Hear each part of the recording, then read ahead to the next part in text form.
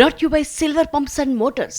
Top quality और consistent performance के लिए सिर्फ सिल्वर पंप्स नाम याद रखना. సైలెంట్ కిల్లర్లా దూసుకుపోతున్నారు శృతి హాసన్.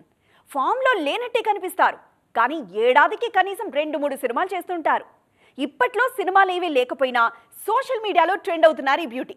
మరి రిలీజ్లో లేకుండా శృతి ట్రెండ్ అవ్వడానికి కారణం ఏంటి అన్నట్లుగా తాజాగా మరో క్రేజీ సినిమాలోనూ శృతికి ఆఫర్ వచ్చింది.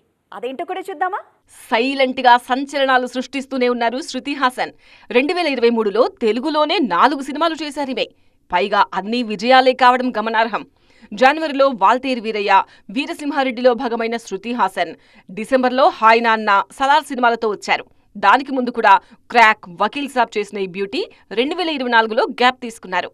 తెలుగులో మాత్రమే కాదు, తమిళంలోనూ సత్తా చూపిస్తున్నారు శృతి హాసన్. అంతేకాదు, హాలీవుడ్ నుంచి కూడా ఈమెకు వరుస ఆఫర్స్ వస్తున్నాయి. గత ఏడాది ది ఐ అనే సినిమాలో నటించారు శృతి. ఈ మధ్య అడవిశేష్, డెకాయిట్ నుంచి కొన్ని కారణాలతో తప్పుకున్నారు శృతి హాసన్. ప్రస్తుతం సలార్ 2 ఒక్కటే ఈమె చేస్తున్న తెలుగు సినిమా. తమిళంలో రజనీకాంత్ కూలీ, విజయ్ జననాయగన్, ట్రైన్ సినిమాల్లో నటిస్తూ బిజీగా ఉన్నారు శృతి హాసన్. తాజాగా ఎన్టీఆర్ డ్రాగన్ లో నటించే ఆఫర్ వచ్చినట్టు తెలుస్తోంది. ప్రశాంత్ నీల్ తెరకెక్కిస్తున్న ఈ సినిమాలో ఒక స్పెషల్ సాంగ్ చేయబోతున్నారు ఈ బ్యూటీ. గతంలో రామయ్య వస్తావయ్యాలో కలిసి నటించారు తారక్, శృతి.